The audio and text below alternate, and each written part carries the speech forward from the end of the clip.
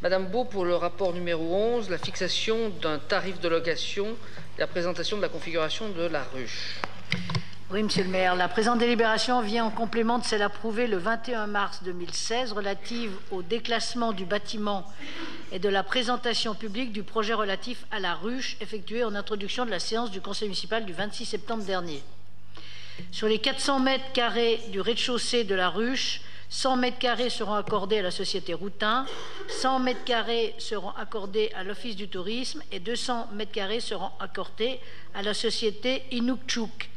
La ville de Chambéry conclura un bail commercial avec ses différents preneurs en appliquant les conditions tarifaires en vigueur, telles que fixées dans sa délibération du 14 décembre 2015, soit 125 € le mètre carré par an.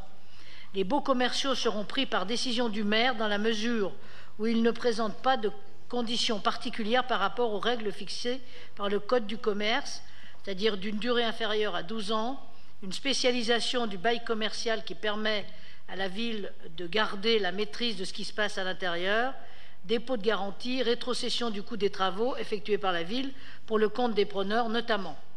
En revanche, au premier étage de la ruche, à côté des locaux de France Bleu Pays de Savoie, un local d'environ 60 mètres carrés divisé en 2 parties est disponible. La société Vélorizon, spécialisée dans l'organisation de voyages et de séjours, notamment à caractère sportif et de prestations liées à l'accueil touristique, transport, restauration, hébergement, souhaite bénéficier de ce local. Compte tenu de sa faible luminosité, il est proposé de ramener exceptionnellement ce tarif de location à 100 € le mètre carré par an.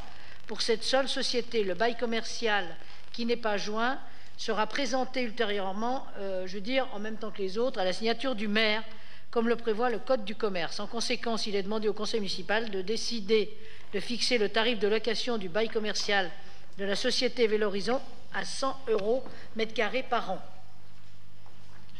Merci. Y a-t-il des questions? Je n'en vois pas. Des oppositions? Oui, monsieur Serino, pardon. Je crois qu'alphabétiquement, on devrait se suivre. Mais je crois que je suis le premier. Alors, sur ce rapport, je continue à penser qu'au moment où nous allons accueillir les 14 communes des Bauges, eh bien, au sein de notre agglomération, au 1er janvier prochain, il est triste que nous n'ayons pas pu bâtir un projet solide concernant le maintien, permettant de maintenir et de développer la maison des parcs et de la montagne. Voilà, je le regrette. C'est pas un élément polémique, c'est un élément ancien. Je le regrette. Je considère également que les prix proposés seraient acceptables pour le secteur associatif ou syndical, mais ne conviennent pas, à mon sens, à des activités commerciales. Il y a, je crois, un risque de concurrence, de rivalité ou de concurrence déloyale. Voilà. Bon, une fois cela dit, je profite de ce rapport qui nous parle vélo pour vous interroger sur la venue du Tour de France à Chambéry l'été prochain. Ce sera l'occasion d'une très belle fête populaire. Nous avons tous à l'esprit l'engouement extraordinaire qui a été manifesté par les Chambériens et de nombreuses personnes venues de bien plus loin le 14 juillet 2010, lors du dernier passage du Tour dans notre ville. C'était à cette occasion pour un départ. Chacun se souvient de la foule incroyable dans les rues la veille, toute la nuit et le matin. Et c'est un bel événement qui s'annonce. Évidemment, ça a un coût. Vous allez nous le donner, je l'imagine. Et j'aimerais savoir si l'agglomération, le département envisage de participer, si vous avez prévu un tour de table à ce niveau-là. Et puis, du fait des récentes déclarations du président de la région Auvergne-Rhône-Alpes sur le fait qu'il avait décidé de financer à 50%, je crois, la venue du Tour de France au Puy-en-Velay. Alors c'est une configuration un peu différente puisqu'il fait accueil et départ, enfin il fait départ et arrivée en même temps. Est-ce que vous avez des éléments, au moins les conseillers régionaux présents ici ce soir, sur le fait qu'on pourrait obtenir les mêmes subventions pour notre ville? Merci. Merci pour votre question, Monsieur Serino. Monsieur Dupassieux.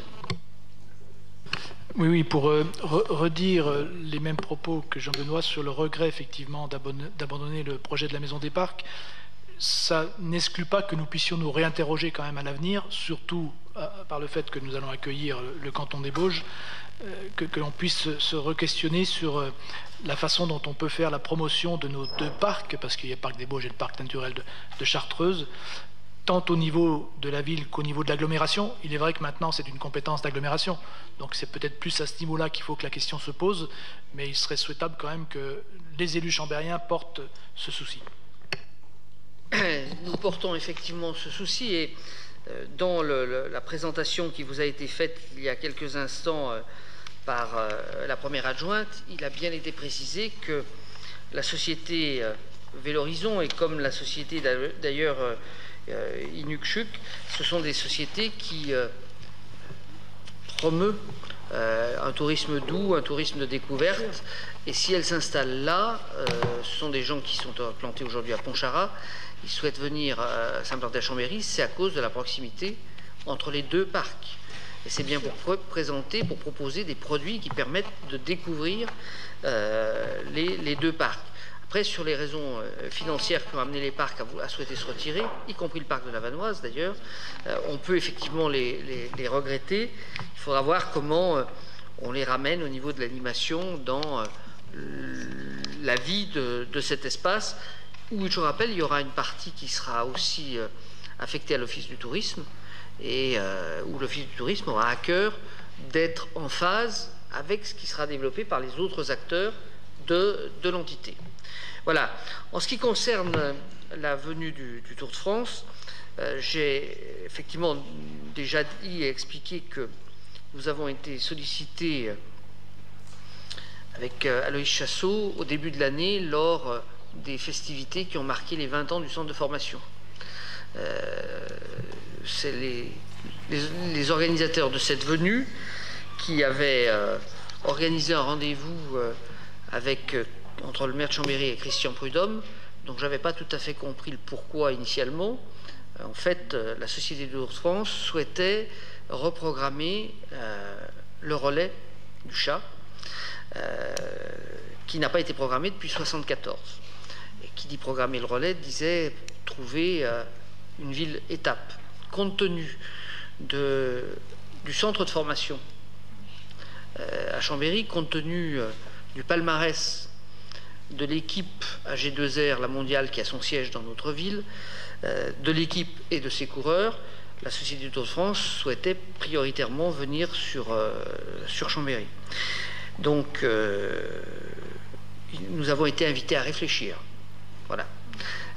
Nous avons réfléchi. J'ai évidemment, dans cette réflexion, sollicité et le département et l'agglomération. Ça doit d'ailleurs se trouver dans un compte-rendu d'un bureau ou d'un comité des maires, du comité de l'agglomération qui s'est tenu dans le courant du mois de mai ou juin. Et c'est au lendemain du Tour de France 2016 que Christian Prudhomme m'a rappelé en me disant que Chambéry souhaitait effectivement absolument organiser une arrivée à Chambéry. Donc nous avons un peu négocié, et effectivement le tarif qui nous a été donné n'est pas le tarif annoncé pour d'autres villes, notamment pour le Puy-en-Velay. Il n'est même pas la moitié, du Puy-en-Velay, il est de 115 000 €. Voilà.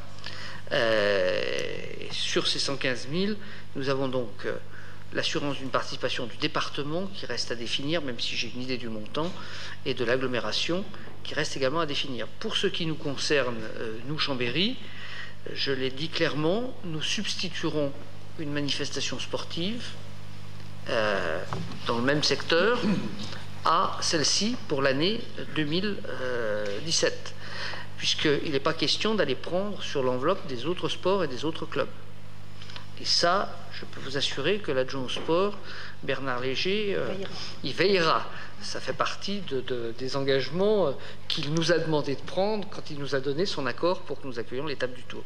Donc je souhaite maintenant, effectivement, comme vous l'avez dit, que cette étape du Tour de France soit une belle fête populaire. Nous avons une chance, c'est que c'est un dimanche. Donc ça, c'est plus facile en termes d'organisation au niveau de la ville. Ça sera une étape majeure du Tour, puisque je rappelle qu'il y a 4600 mètres de dénivelé en 181 km. Et les coureurs que nous avons pu rencontrer lors de l'inauguration symbolique de la ligne d'arrivée nous ont confirmé que nous n'avions pas besoin en principe de prendre des dispositions pour accueillir un sprint. Parce que celui qui devrait être le vainqueur à Chambéry devrait être un candidat légitime à la victoire du Tour de France dans son ensemble. Voilà. Je pense que pour la ville de Chambéry et pour notre agglomération, mais aussi pour la Savoie, ça sera une assez belle opération. Le Tour était venu il y a 2 ans, enfin l'année dernière, pardon, en Maurienne pendant 3 jours. La ville de Chambéry en a largement bénéficié.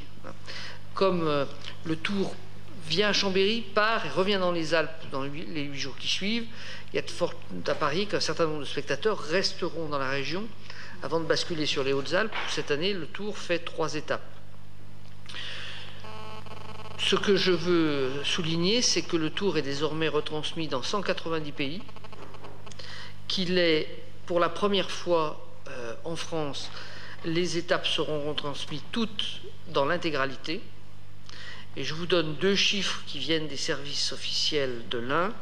Pour l'étape qui est arrivée à Oyonnax l'an passé et qui passait déjà par le Grand Colombier, le chiffre officiel, c'est 200 000 spectateurs sur le parcours et 39 000 spectateurs dans la ville proprement dit, d'Oyonnax. 39 000, ça veut dire que c'est grosso modo, je parle sous contrôle de Philippe Barre, le public d'une journée de braderie. Voilà, c'est ça l'ordre de grandeur. Une petite question complémentaire qui me vient à l'esprit en vous écoutant. Est-ce que vous utiliserez peut-être un dimanche du maire pour autoriser l'ouverture d'un certain nombre de commerces? Sur ce coup-là, on a anticipé sur votre demande, M. Serino. Alors, Philippe Barre va expliquer comment les choses se passent. C'est-à-dire que les 7 dimanches, on les avait déjà passés. Donc, je me suis rappelé on pouvait demander un dimanche... j'avais appris ça extraordinaire, donc on demandera au préfet un dimanche extraordinaire. Voilà. Oui. Et pour le financement région? Alors, pour le financement région, si mes informations sont exactes, la région met en place pour les départements les plus pauvres de Rhône-Alpes un dispositif d'accompagnement un peu particulier qui visera l'Ardèche, la Haute-Loire, le Cantal, enfin les départements les moins riches de Rhône-Alpes. Et donc, dans le cadre de ces opérations d'accompagnement, pour la Haute-Loire, la région a prévu d'intervenir à la demande de la commune sur cette opération-là. Pour ce qui nous concerne, nous avons des discussions aujourd'hui avec la région Rhône-Alpes qui portent sur d'autres volets en termes d'accompagnement. Et à tant faire, je préfère être mieux accompagné sur d'autres opérations un peu plus chères qu'être accompagné par la région sur cette opération sur laquelle, entre le département, l'agglomération et la ville, nous devrions être en mesure de faire face. Voilà. Il y a quelques opérations qui se profilent en termes de grands aménagements, d'aménagements de quartier ou autres, où je préfère accrocher la région sur des montants supérieurs à 50% de 290 000 €. Voilà, pour être très clair. Si nous avions voté ce rapport ou pas, non, il était à voter. Alors, y a-t-il des oppositions à ce rapport? Une opposition, des abstentions, une abstention. Le rapport est donc 2 abstentions. Le rapport est donc adopté.